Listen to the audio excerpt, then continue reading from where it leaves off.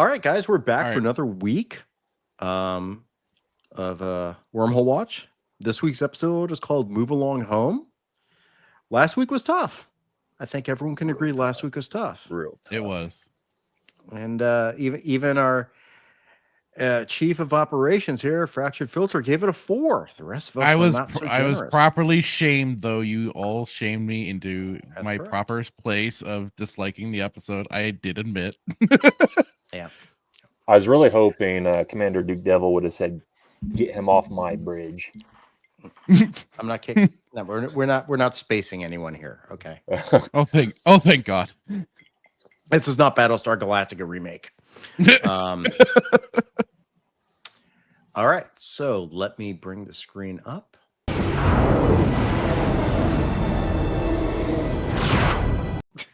You and I have got to have a young man about women.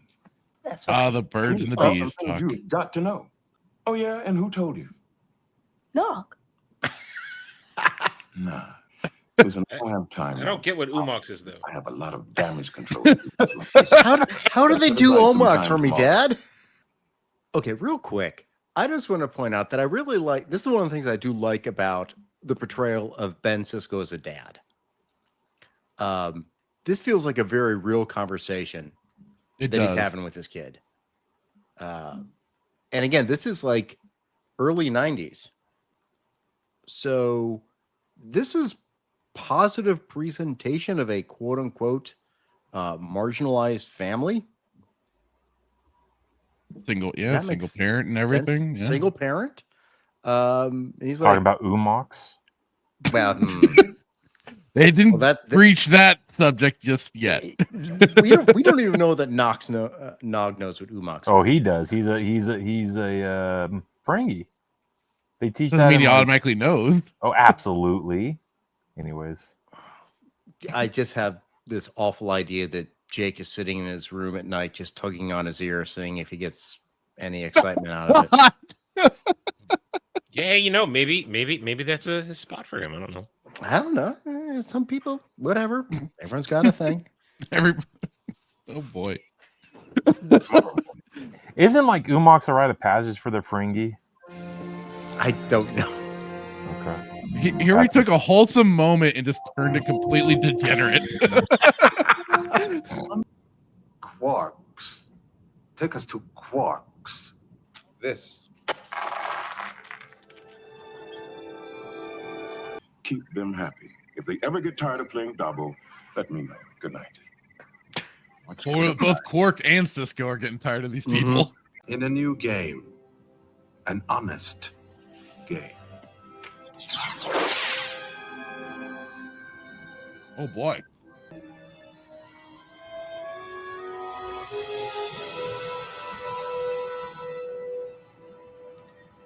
"13 minutes in, thoughts, opinions, anything so far?"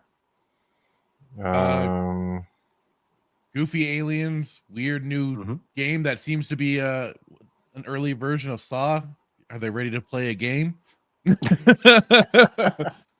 It looks like Sisko, I'm guessing, has been warped into this game against his will and is part of Quark's players. I'm only guessing. But otherwise, I feel like... Go ahead. No, you finish your thought. I was just going to say, I feel like these aliens are going to need to be vented out in airlock.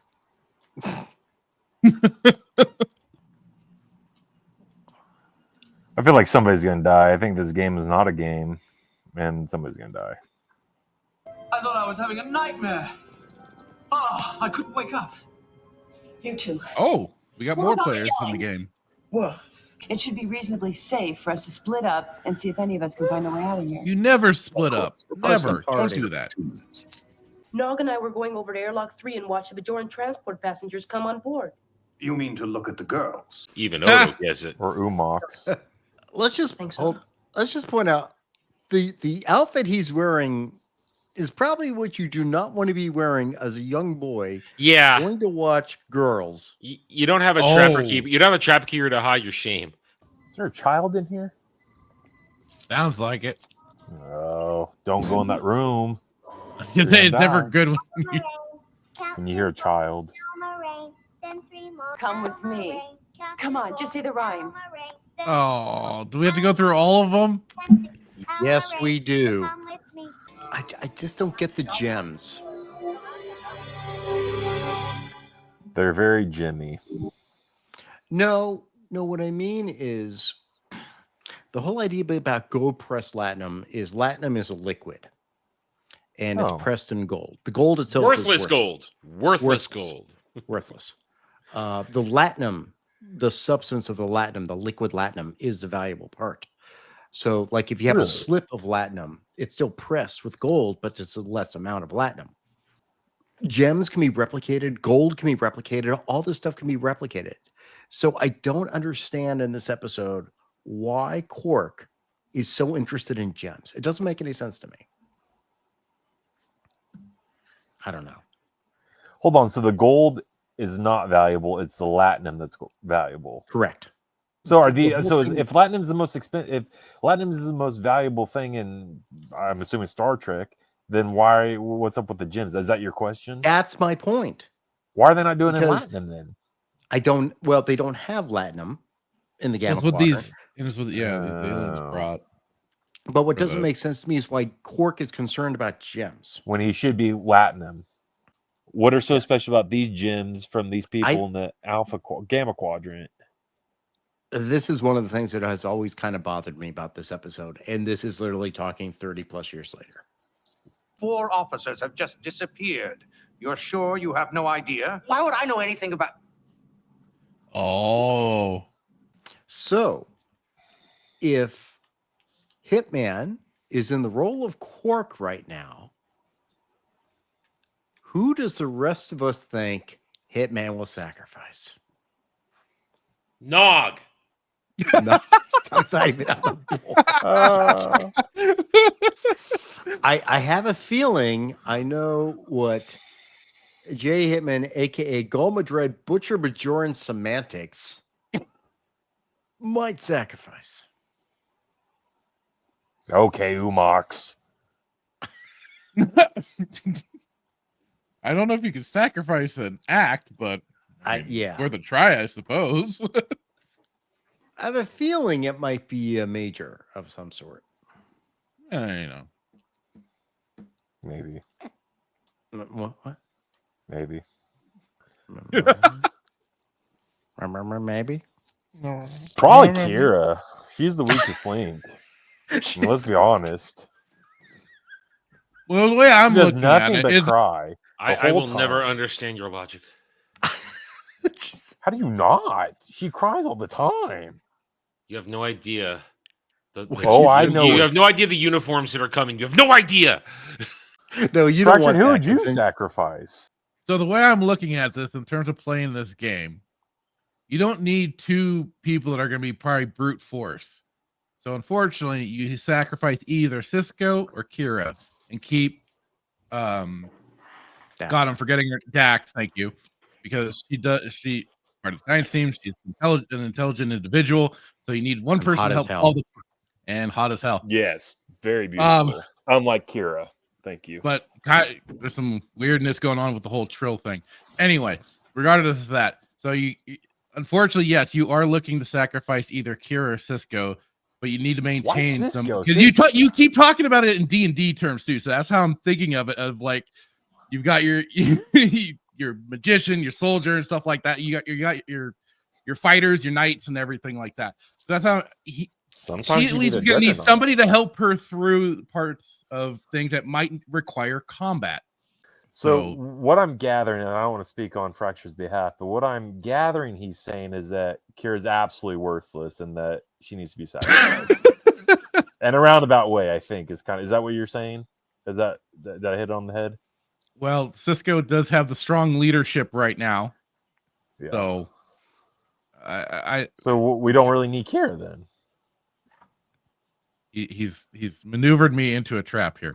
No, I haven't. I'm just asking a question. Okay. I hate to say it, but his anti-Bajoran sentiment does not have logic, but sacrificing Kira is a logical move. Yeah. Okay, so does anyone have a bet what Quark is going to sacrifice? Let me just put it that way. Well, I hope here's he the thing, though. sacrifices I'm Kira. not saying anything because I know what happens. Well, I mean, I think Kira. he can't. He doesn't know which piece is which, though. Yeah. That's true. That's the problem. All right, well, let's see what happens. I don't even know which one is which. Aha! Please! Please! This is uncharacteristic of Quark. How could I live out that life knowing I left you behind, old man? Yes, don't leave her. Leave Kira. Decisions. I like this camera view. It's working for Dax on so many levels. Yes. We were never in any real danger. It's only a game. Fuck you, man. Fuck you. Time to move along home. Not so fast. That's sick and twisted, man. Game to you.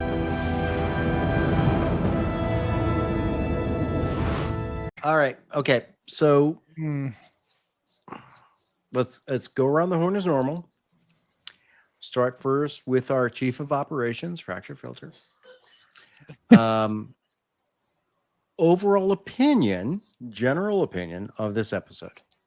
I don't know what to really say. We had like a shred of a kind of like, the way I looked at it, like a little bit of a character moment with Quark, with the way he reacted when he learned who his players actually were, and then what some of the stakes were. But then he would flip on the dime immediately as soon as he got that the gems. As you brought up earlier, Brad, the whole thing with the gems is still very odd, and why he is so infatuated with them. But like I said, it was the part, I guess, that was with Quark was kind of getting like I said, his I can't say humanity since he's an alien, but that shred of humanity of not wanting to get these people killed, at least what he believed was going to be so. But I don't know, the Ron Jeremy looking alien dude was weird, and I don't know. I honestly don't know how to. That was Ron Jeremy. What are you talking about? I don't know. It was a weird episode. I'm regretting my rating last week. Now don't know what I'm going to think this week. All right. Goal Hitman, what do you think of this episode? Yeah, I'm with Fractured. It's very, very weird. It didn't. I'm trying to figure out how. I'm assuming this is a filler episode. I thought it was very much like kind of Saw, like somebody's gonna die, but then opinion. But yeah, I don't know the gems. I don't know the concept of this game. It's like Ready Player One type thing, virtual reality. There's no concept to the game. You just rolling dice. It's like, okay, like what is this, like Monopoly? I don't know. And then like to Fracture's point, like we for a moment there I thought, oh well, Quark actually has a soft spot. Maybe he does have some type of loyalty. And then he comes up and it's like there's not a tear in his eye. I don't know. It just didn't make sense. I don't know. Yeah. I don't know which I'd rather watch, this one or last week's. Probably this week's. I would probably watch this one. But yeah, and Kira didn't even die. He didn't even sacrifice anybody. I was waiting for nobody was sacrificed. It was an automatic supposed sacrifice. I'm guessing the game selected Dax, but everybody followed along, so it kind of squashed the whole sacrifice until they all fell down into the pit. So yeah. Adam? Or maybe it was for Kira and Dax just got in the way. I don't know. I was really hoping it was against Kira. Nothing happened. Nothing. Yeah. How does it? There's no character development. Exactly. It didn't advance the story at all. Nobody learned anything. Oh, we didn't. I mean, we knew Quark's an asshole. He's a greedy asshole. We already knew that. This doesn't really expand. This isn't like it was a Quark-defining episode. No. Our Starfleet, our command crew, they were just along for the ride. They didn't make any choices. Nothing for Julian. Nothing for Dax. Kira's still boring. Cisco got mad about being, mess with, but anybody would be mad. I mean, yeah, to Adam's point, doesn't do anything for. Yeah. I'm really hoping that these are just the only 2 episodes that you and Adam reference that are going to be bad. Because if I get another episode that is like this or last week's, you innocent young man. I believe the phrase we've heard so much on Nerdrotic is "You sweet summer child." So this is actually one of the least favorite of my episodes of all DS9, if not at the bottom of all episodes. The only thing good is what I pointed out at the beginning, where we have good relationship between Cisco and Jake. I mean, that's again one of the things you didn't get to see. We don't see a lot today, that really positive parental relationship. I like that. I like the fact that we have a Starfleet officer who has, as a kid, the commanding officer. We never see that. So yeah, I mean, really, this is really the only real parent we have, and I think it's a very positive presentation, which is one thing that I really take away from the show when it comes to character development. I think it's really good at that. But I decided, you know what I thought I would do? I thought I'd ask someone else to give an opinion. Uh-oh. You're getting cheeky now. So I decided I'm going to ask Grok. Uh-oh. Grok. Oh, no. Are you just feeling a bit meh tonight? How can I help you out? Era, what do you think of the Deep Space Nine episode Move Along Home? Oh, I love talking about Star Trek. Move Along Home from Deep Space Nine, Season 1, right? Yes. It's that wacky board game from the Wadi. Yeah. I think it's a fun, quirky episode. Not the deepest, but it's got that early DS9 charm. Trying to figure out what the show's going to be. The hopscotch part always cracks me up. What do you think of it? We did not like it at all. We thought it's a terrible episode. Grok's a failure. It's accepted now. Yeah, I can see why it might not click. Sometimes it feels more silly than smart, and that game can drag a bit. Early DS9 had some rough spots for sure. What's an episode you do vibe with? Okay, so that's just our normal Grok. Oh, no. Do you want to hear Grok Unhinged? Yes. Hey, Era, what did you think about the Star Trek Deep Space Nine episode Move Along Home? Oh, you mean Move Along Home? That fucking fever dream of a DS9 episode? Dude, it's like the writers took a fistful of shrooms, jerked off into a script, and called it a day.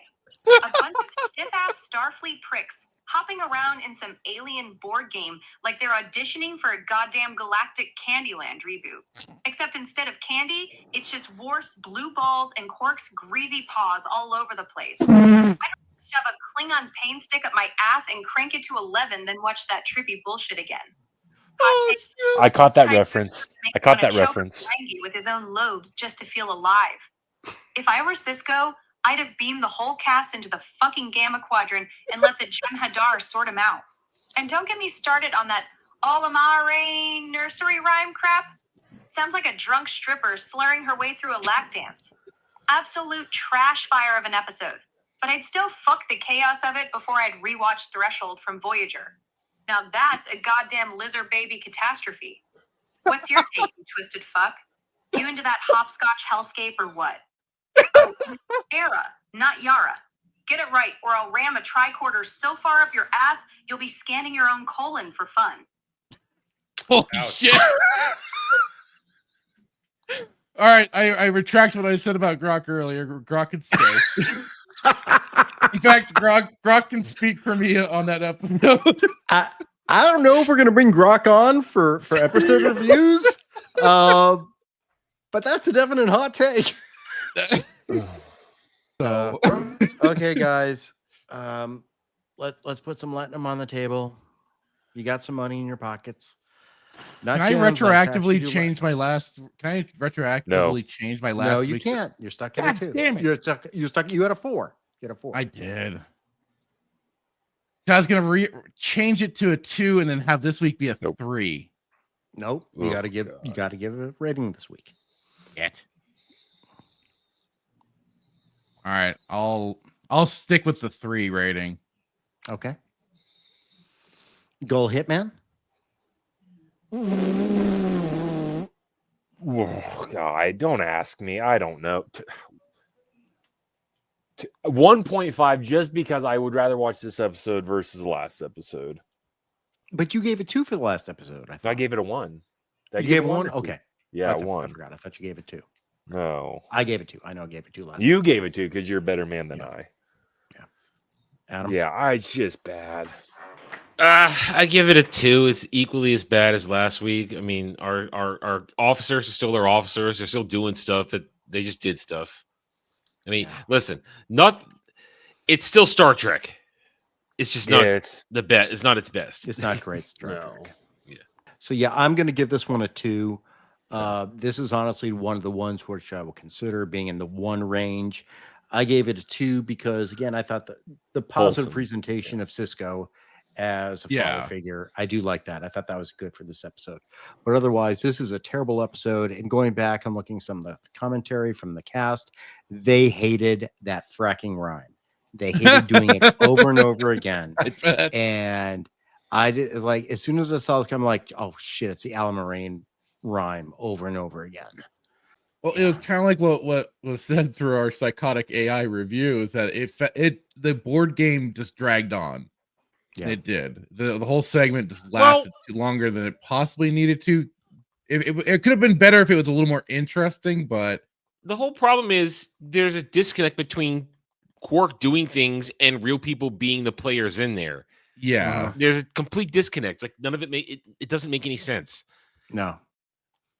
I think they had an idea, they had a concept, and it just didn't work out. No, right.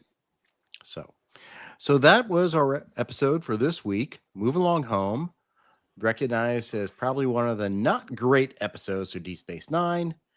And next week, we'll be back for another Wormhole Watch. You can find all of us on our channels. All the links are down below. And next week, all 4 of us will be watching an episode called The Nagus. The Nagus. This is one you guys are excited for now. Or excited. Nagus. Yeah. Well done. Wallace Shawn guest stars in this episode. If you don't remember who Wallace Shawn is, go back and watch The Princess Bride. Yes. Questions, comments, witticisms down below. Click all those good buttons, and we'll see you guys next time. Bye. Bye.